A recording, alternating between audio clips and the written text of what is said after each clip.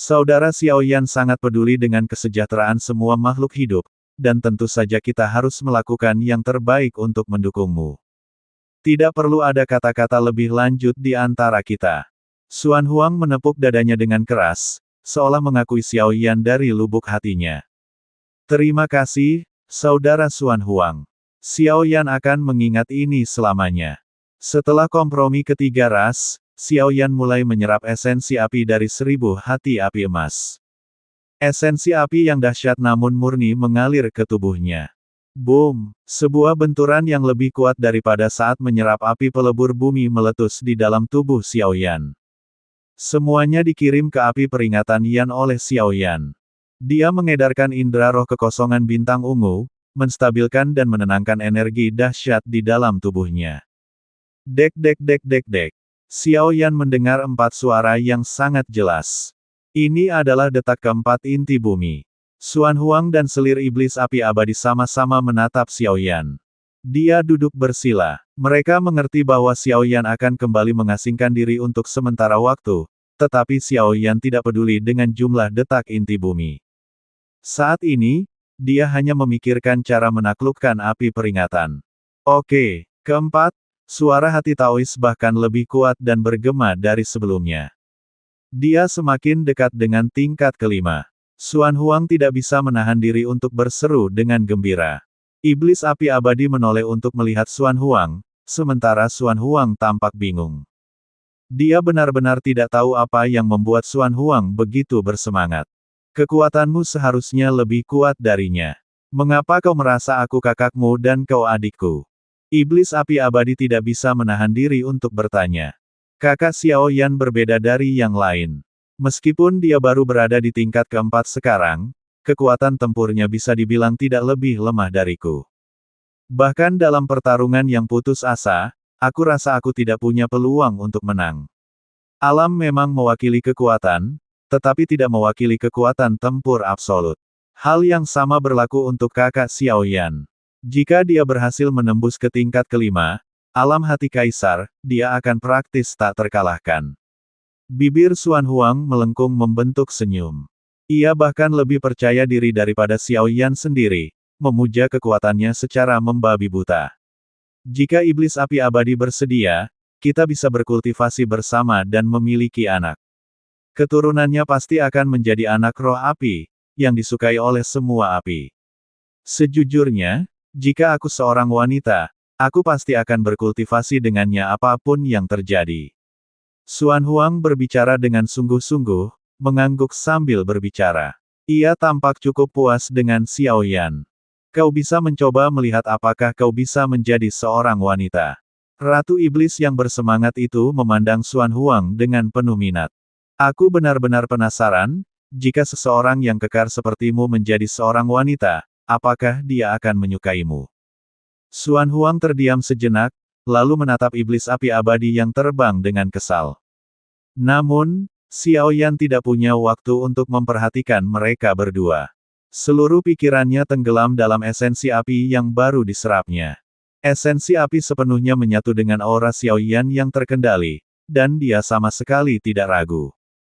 Dia sekali lagi menggunakan jiwanya untuk berkomunikasi dengan api peringatan dan memasuki dunia batin api ini. Rasa dingin dan keheningan yang mematikan langsung menyelimuti jiwa Xiaoyan, dan sosok penguasa pemusnahan masih berdiri di tengah kehampaan. Mata itu, tanpa kemanusiaan, seperti bintang-bintang yang tak terhitung jumlahnya meledak di pupilnya. Namun, setelah mengalaminya sekali, Xiaoyan tidak melepaskan api peringatan untuk melawan. Dia juga tidak mencoba membantah penguasa pemusnahan dengan kata-kata. Ia melayang tenang di depan penguasa pemusnahan. Tatapannya dalam, seolah menembus sosok dingin itu, hanya cahaya merah yang berkedip-kedip di baliknya. Suara penguasa pemusnahan, yang mewakili hukum kehancuran tertinggi, masih terdengar tenang. Kembali dalam perjuangan yang sia-sia, rangkul takdir terakhirmu.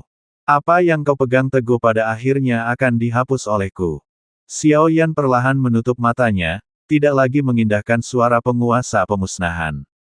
Ia dengan hati-hati memperluas seluruh persepsi jiwanya, seperti tentakel yang paling lembut, ke dalam jurang itu.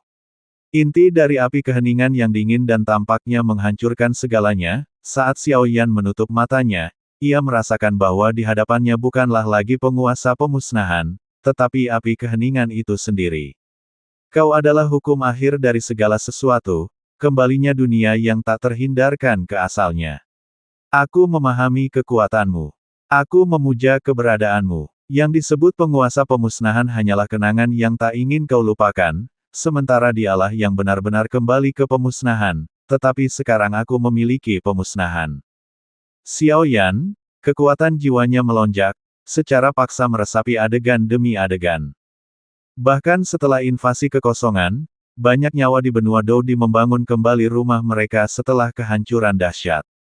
Hanya setelah jatuh mereka menemukan kelahiran kembali melalui obsesi dan kesempatan, kasih sayang mereka menjadi nyala api harapan di hati mereka.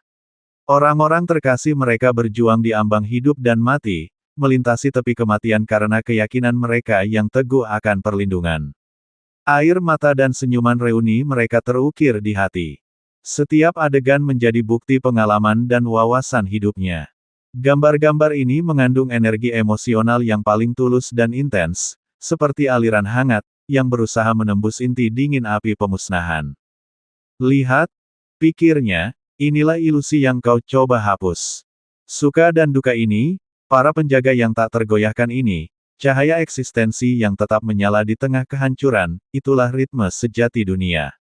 Pemusnahan, sambil memenuhi misi terakhirnya, juga menjadi saksi dan pendorong kelahiran kembali, bukan akhir yang dingin dalam siklus hidup dan mati. Kau sangat diperlukan dan ditakdirkan untuk ada. Akhir yang kau wakili adalah untuk memungkinkan kisah baru dimulai. Itu adalah awal dan akhir kelahiran kembali, bukan penolakan terhadap semua eksistensi. Kali ini, inti api pemusnahan berfluktuasi lebih hebat lagi, cahaya merahnya berkedip, seolah-olah jantung telah berdenyut. Seberkas cahaya tampak muncul di kegelapan yang pekat, meredakan rasa sakit yang ditekan selama miliaran tahun. Sosok penguasa pemusnahan tampak goyah. Dari jauh, seolah-olah ruang itu sendiri terdistorsi. Retakan muncul di wajahnya yang dingin dan kejam. Suaranya tidak lagi stabil. Dengan nada tajam dan tak percaya, kau ragu-ragu. Tidak, ini tidak bisa mutlak, ini final. Dia tiba-tiba mengangkat tangannya, mengumpulkan cahaya pemusnahan yang lebih mengerikan dari sebelumnya. Dia ingin melenyapkan Xiao Yan, tetapi, tepat ketika kehancuran ini akan meletus, suara kelima dari inti bumi jauh di dalam hati Xiao Yan tampaknya beresonansi dan ditarik oleh sesuatu yang kuat. Kali ini, suara inti bumi bukan lagi sekadar persepsi Xiao Yan sendiri. Tampaknya telah membangkitkan getaran kuno yang terbangun jauh di dalam inti api perjamuan peringatan. Kekosongan bergetar hebat, dan cahaya merah yang dipadatkan oleh penguasa pemusnahan langsung menghilang. Bayangannya menjadi semakin kabur dari sebelumnya, matanya dipenuhi dengan kedinginan dan penghinaan yang mutlak. Akhirnya, sebuah fluktuasi muncul. Aku mendengar bukan hanya meditasi dari inti bumi, tetapi juga api perjamuan peringatan yang menjawabku. Xiao Yan seketika merasakan jumlah cahaya merah di sekitarnya meningkat. Perasaan itu jauh lebih kuat dari sebelumnya, tetapi penguasa pemusnahan, yang tampaknya berada di ambang kehancuran, belum benar-benar menghilang. Sebaliknya, matanya secara bertahap digantikan oleh kegilaan.